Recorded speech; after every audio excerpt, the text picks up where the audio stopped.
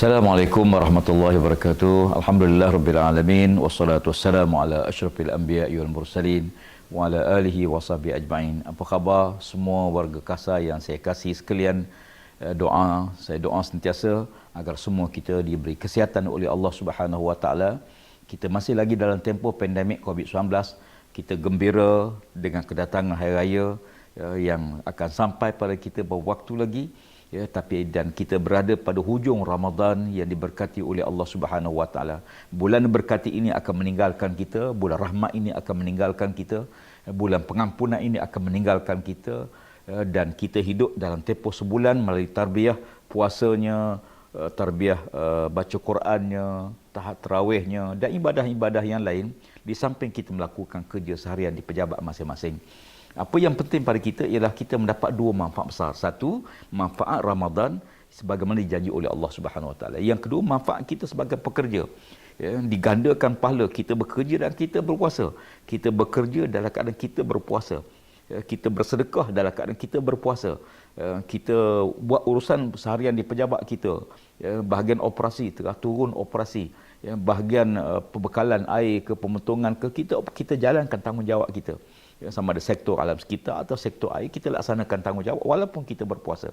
Puasa bukan alasan untuk menjadikan kita lemah semangat untuk tidak bekerja. Alhamdulillah, kita berjaya buktikan bahawa Ramadan merupakan bulan yang kita ringan tubuh kita untuk melakukan tanggungjawab dan kerja-kerja seharian.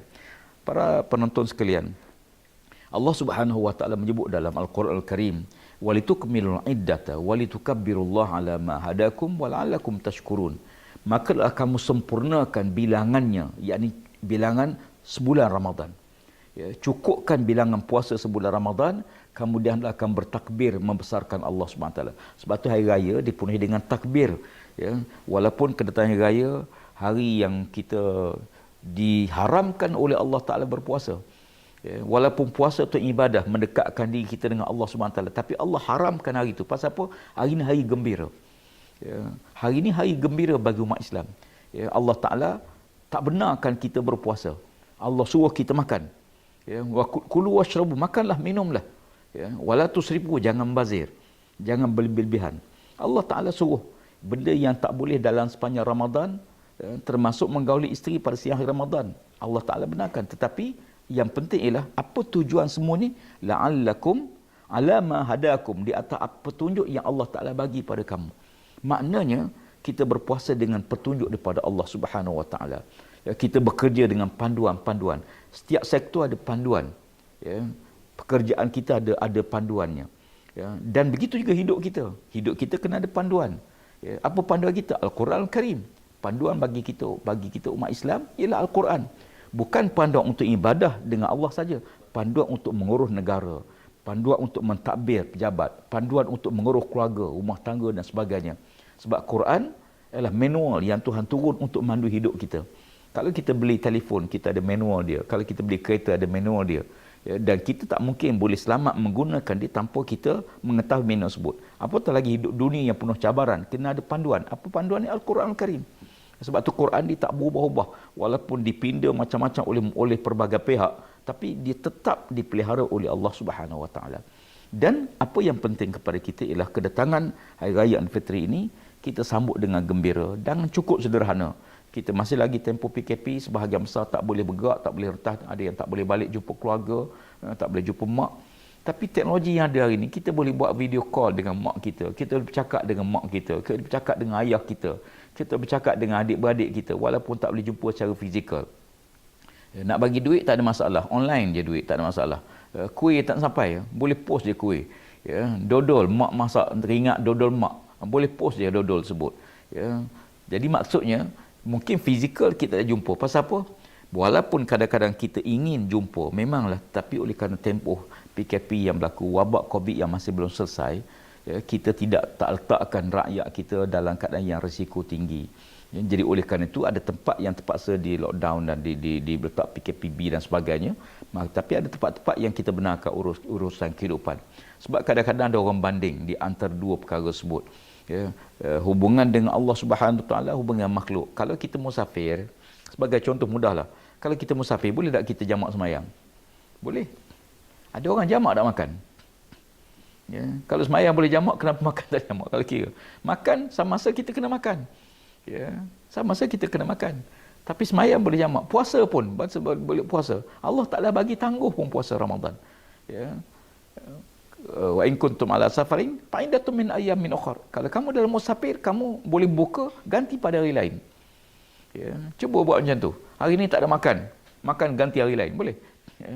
Jadi maksudnya bahawa dalam keperluan hidup kita ni ada perkara yang kita kena memahami kaedah-kaedah dia. Setiap benda tu ada kaedah yang tertentu. Jadi oleh kerana itu, tuan-tuan sekalian, kita menyambut ni dengan keadaan mengagungkan Allah, membesarkan Allah. Jangan rosakkan sebulan puasa kita dengan melakukan maksiat pada Allah Subhanahu Wa Taala. Ada orang sambut hari raya dengan durhaka pada Allah.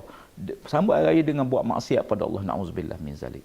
Ya, kita hendak supaya apa yang kita buat sepanjang sebulan itu dapat kita tengok hasilnya. Ya, 3 perkara peringatan saya untuk akhir. Yang pertama, ya, kesan ibadah tu dapat kita lihat selepas Ramadan. Macam kita lah, kalau kita nak tahu kesan obat tu setelah kita makan obat tu, ada kesan tak ada kesan.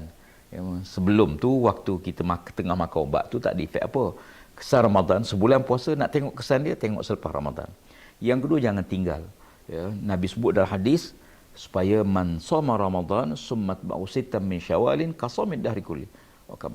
Siapa-siapa yang menyempurnakan puasa Ramadan kemudian diiringi 6 hari puasa sunat Syawal, 6 hari, maka seolah-olah dia mendapat pahala, kata Nabi, dia mendapat pahala seolah dia berpuasa selama setahun. Jangan tinggal peluang ini. Peluang ni tak datang 2 kali. Habis Syawal kita dah tak boleh dah. Ya, sebab tu kalau boleh kita start lebih awal lah. Tahun ni nak pergi ziarah rumah-rumah pun tak boleh. Jadi apa boleh buat? Mungkin tahun hari pertama tak boleh puasa haram. Tapi hari kedua dah boleh puasa. Ya, mungkin hari ketiga kita start puasa supaya kita habis awal sikit. Lepas tu macam-macam lah. Ya, kita nak balik ke pejabat dengan tugas masing-masing dan sebagainya.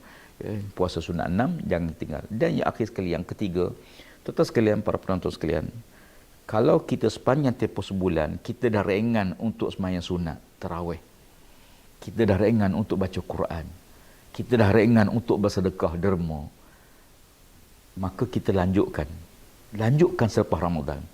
Mungkin, maaf cakap, mungkin ada orang yang dia start pakai tudung Ramadan. Teruskanlah habis Ramadan, kekalkan. Tutup aurat, kekalkan. Sebab Ramadan tu dah mengubah kita. Jadi turning point, titik tolak kepada perubahan diri kita. Ya, kalau Ramadan kita boleh, lepas Isyak, kita boleh semayang 11 rakaat. Bukan mudah 11 rakaat. Lepas Ramadan, kalau boleh kekalkan semayang sunat, selepas Isyak paling tidak pun 4 rakaat pun okey. Ya. Maksudnya, segala amal ibadah yang kita buat sepanjang Ramadan, kita terus sambung saja. Ya, kalau Ramadan kita boleh khatam Quran sebulan, bulan lain pun kita sambung saja. Ya, dan insya-Allah mudah-mudahan kita harapkan apa yang kita usahakan itu diberkati oleh Allah Subhanahu Wa Taala. Dan akhirnya saya mengambil kesempatan untuk mengucapkan selamat menyambut Hari Raya Aidilfitri. Maaf zahir batin kepada seluruh warga Kasar, khususnya rakan-rakan yang mengenali saya di mana saja berada. Ya, saya doakan mudah-mudahan semua antum semua diberkati oleh Allah Subhanahu Wa Taala, dirahmati oleh Allah, dan kita semua saling memaafkan satu sama lain. Semoga kita tidak bangkit di akhirat dengan dosa-dosa yang kita bawa. Ya, barakallah.